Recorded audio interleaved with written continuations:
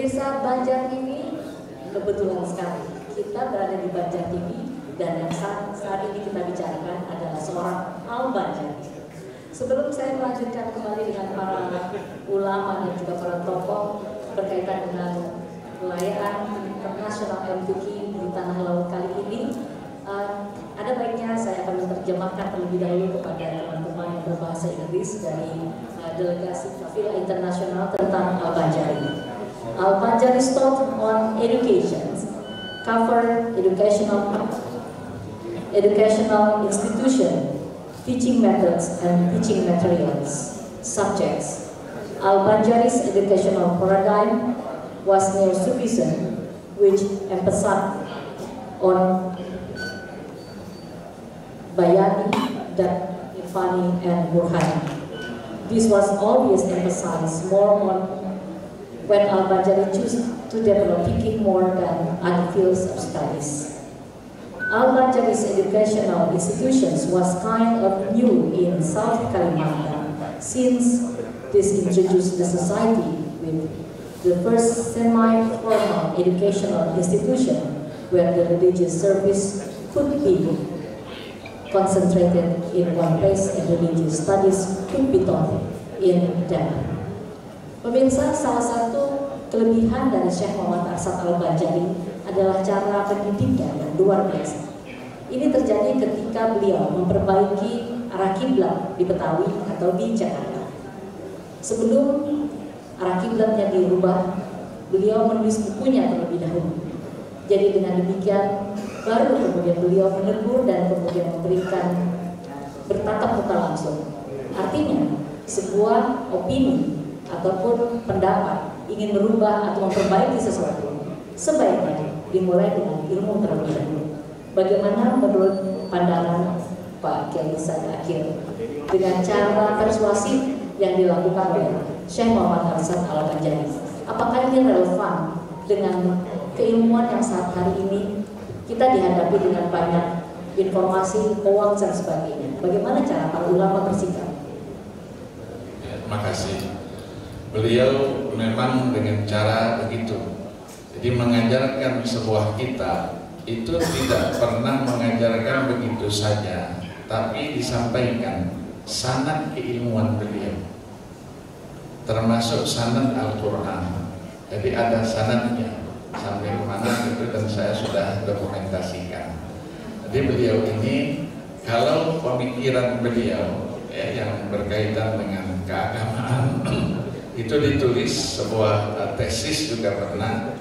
Itu anak daripada qori'ah kita di Kalimantan Barat, Dahlia Ahmad, namanya Adi Abdillah. Sekarang jadi dosen di Pekalongan, UIN Pekalongan. Ini beliau memang gigih. Maka beliau sebetulnya tidak ikut dalam politik. Jadi disuruh melawan Belanda, tidak mau dia, takut jadi korban seperti yang lainnya. Mungkin diambil dari Belanda, Banjarmasin, diasingkan mungkin di Papua sana, hilang. Tidak ada komunikasi dengan yang lain. Seperti ulama-ulama yang lainnya, ya, atau ya dibunuh di tempat. Seperti Kiai dari Sukabumi, Kiai Ahmad Sanusi, itu ditembak langsung karena beliau melawan terus. Nah, perlawanan ini sebetulnya juga yang perlu dengan ilmu. Ya, nah, yang harus kita ingat, beliau bukan seorang ilmuwan dalam arti itu tadi disebut irfani. Irfani, beliau itu juga seorang sufi. Seorang sufi, dan bahkan ada yang mengatakan bahwa beliau itu seorang wali min auliyaillah. Wali min auliyaillah. Ada kelainan-kelainan. Ya, ini wali yang hakiki. Wali yang hakiki tidak pernah mengaku dan menyebut dirinya saya seorang wali, tidak. Kecuali itu wali nikah, ya, wali kota. Apalagi wali murid. Tidak pernah dia, tapi orang menyebutkan. Nah, salah satu buku ilmu tasawufnya adalah Sabilul Muhtadin itu. Baik. Jadi itu adalah buku tasawuf sebetulnya. Dia bagaimana mengajarkan untuk bisa ya mendekatkan diri dengan cara-cara keilmuan seperti itu. Terima kasih. Kita membuka kesempatan untuk bertanya. Ada yang ingin bertanya? Silakan. Pak Supramono mungkin ada pertanyaan?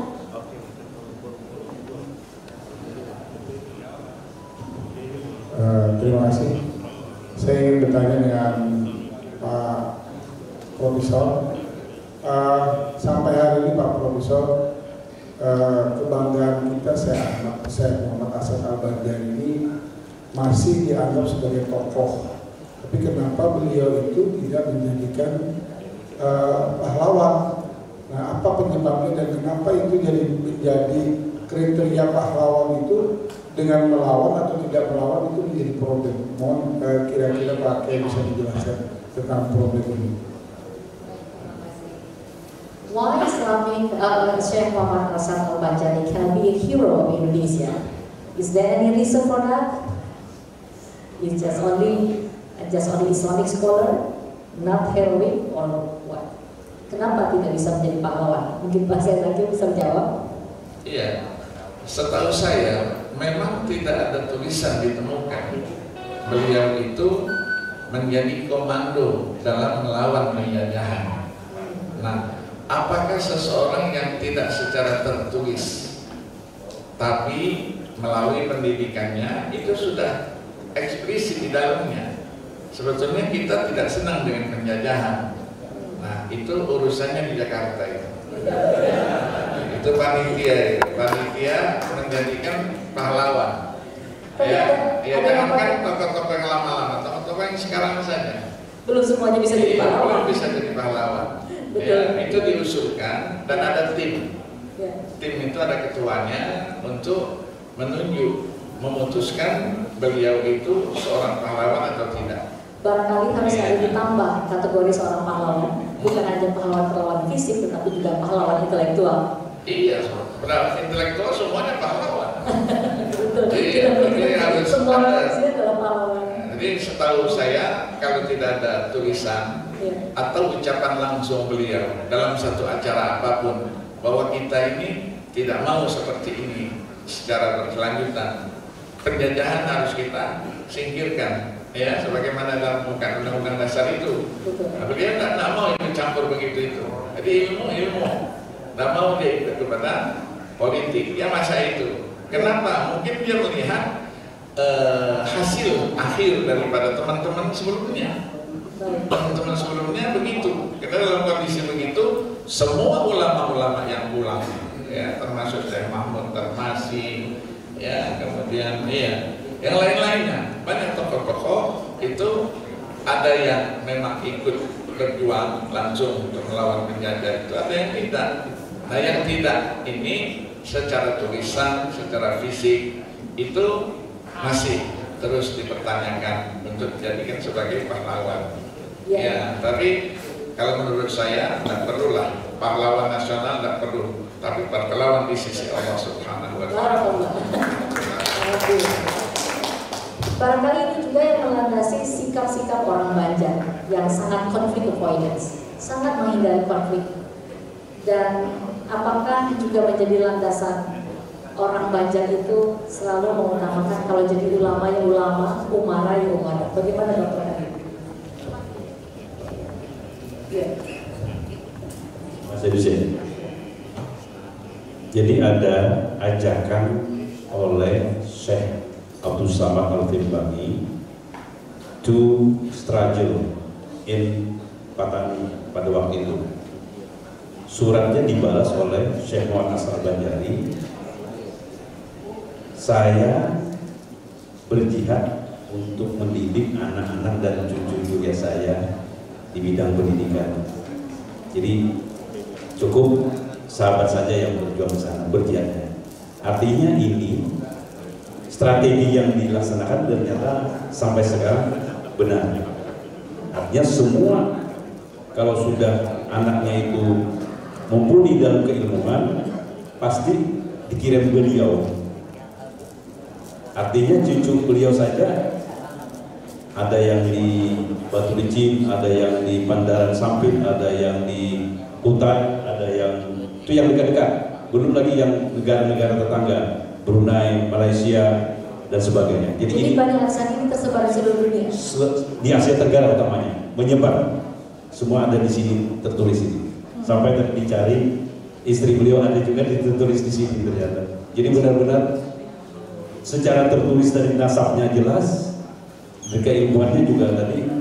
Jadi beliau itu dakwahnya tidak hanya sekedar mengajarkan, tapi bilhalnya itu ya, bilhalnya tadi yang luar biasa. Jadi mempraktekkan tadi ekonomi supaya pondok pesantren tidak katakanlah meminta dan sebagainya, proposal sebagainya. Beliau bertani dengan para santrinya untuk menghidupkan tanah yang mati dengan membuat irigasi tadi, sehingga pertanian jadi subur dan melimpah, sehingga untuk menjalankan pendidikannya tidak perlu diragukan lagi soal makan dan sebagainya. Ini adalah pemikiran Syekh Muhammad Al-Bajari yang benar. Itu saya.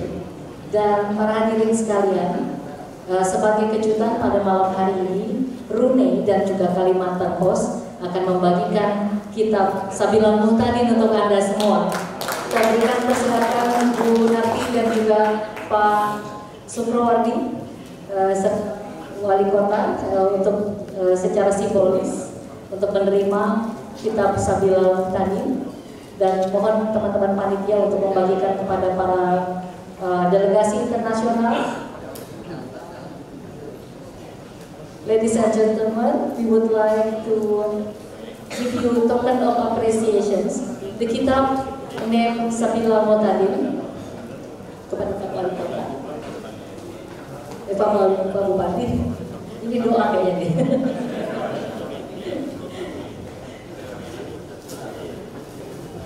Ini penyerahan buku, tolong dibantu. Buku kitab Sabilul Muhtadin, the original copy of Syekh Muhammad Asad Al-Bajari.